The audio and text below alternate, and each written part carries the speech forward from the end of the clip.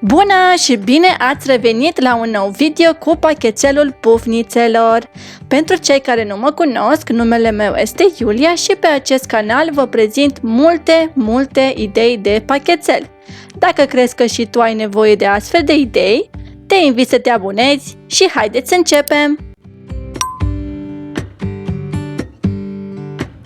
Pentru primul pachetel de astăzi veți avea nevoie de 2 felii de pâine pe care vom pune puțin cașcaval ras.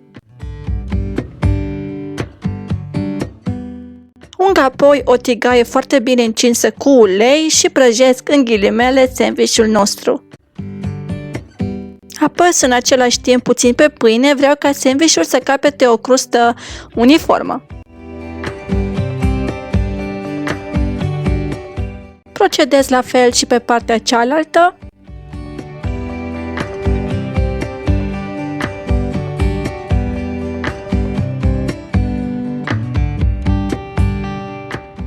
Îl voi tăia acum în 4 pentru a încăpea mai ușor în cutia pe care o voi folosi astăzi și pentru ca băiețelul meu să țină sandwich-ul mai ușor în mână.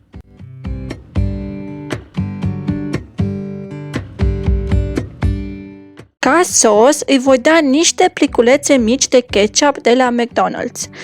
Rămase de acum câteva zile când am cumpărat de acolo câte ceva. Nu obișnuim să mergem foarte des, dar mergem din când în când. Ca legumă am mers pe favoritele lui, pe castravete și pe morcov. Am tăiat morcovul cu această formă micuță pentru fursecuri sau legume. Eu le cumpăr de obicei de pe Amazon. Îi voi pune acum în acest separeu micuț și puțin dressing pentru legume. Am mers ca de obicei pe ranch. I-am dat apoi și puțin iaurt grecesc pentru că îi place foarte mult în ultima perioadă.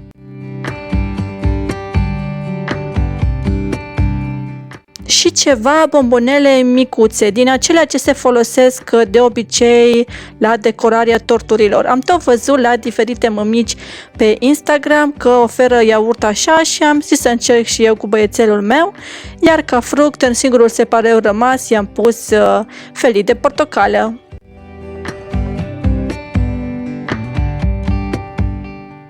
Să continuăm. Voi începe prin a face un sos pentru acest pachetel. Aveți nevoie de 2 linguri de maioneză.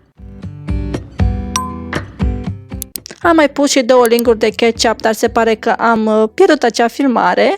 Voi pune acum și o linguriță de muștar, iar la final voi adăuga acest relish. Relish este ca un fel de castravete murat tăiat în bucățele foarte micuțe. Adaug și o lingură din acesta și amestec foarte bine.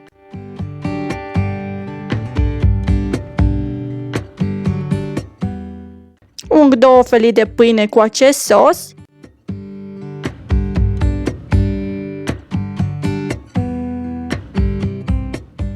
Și ce sos mi-a rămas l-am pus în această cutiuță mică în frigider.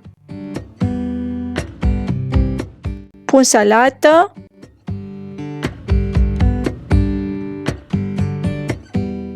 Cartofi.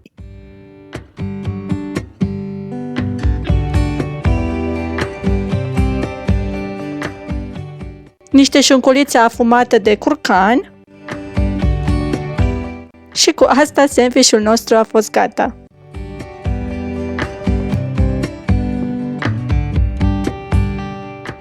Decorez acum sandwich-ul cu brânză, afine și chives. Chives fiind ceapă verde foarte subțire.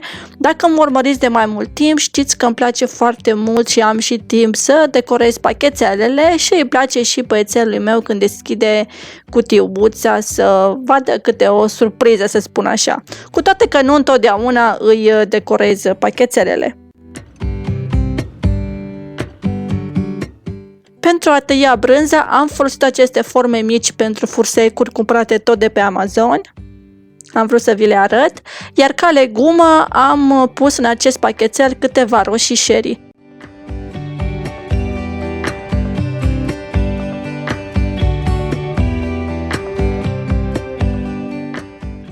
Decorez apoi și cu câteva bețișoare pentru mâncare, acele food picks, sub formă de frunzuliță.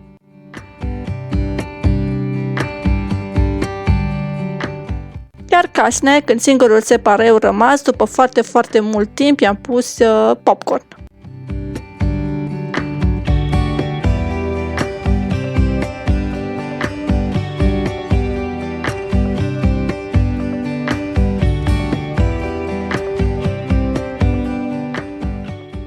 Să trecem la ultimul pachetel pe ziua de astăzi. Ca meniu principal i-am dat băiețelului meu câteva vafe sau waffles cu smeură. Pentru a face aceste vafe veți avea nevoie de 140 de grame de făină, o lingură de zahăr și 2 lingurițe de praf de copt. Știu că pare foarte mult praf de copt, dar credeți-mă că nu se va simți.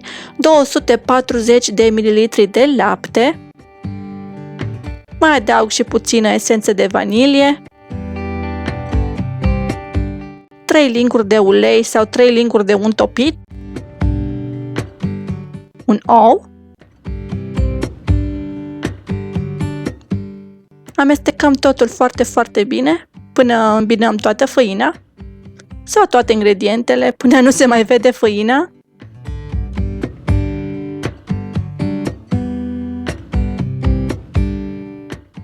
Adăugăm acum orice fruct vrem la alegere. Eu am vrut să merg pe smeură pentru că aveam în frigider. Am adăugat 100 de grame de smeură. Am amestecat foarte bine și în timp ce am amestecat am încercat să zdrobesc puțin smeura.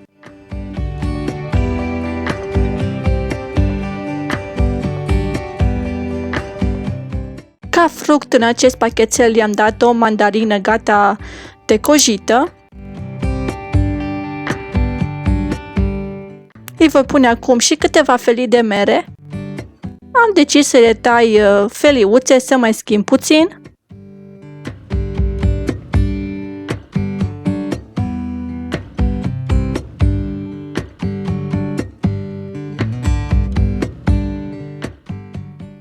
Adaug și puțin helas, aș fi pus zeamă de lămâie, dar nu am avut în casă lămâi.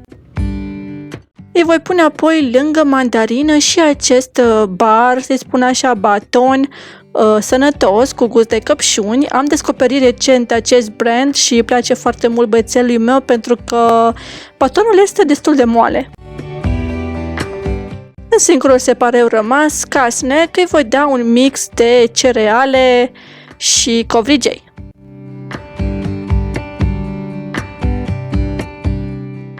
Cu asta se încheie și videoul nostru de astăzi. Eu vă mulțumesc foarte mult că ați fost alături de mine și noi ne auzim data viitoare la un nou video cu idei de pachetel. Numai bine!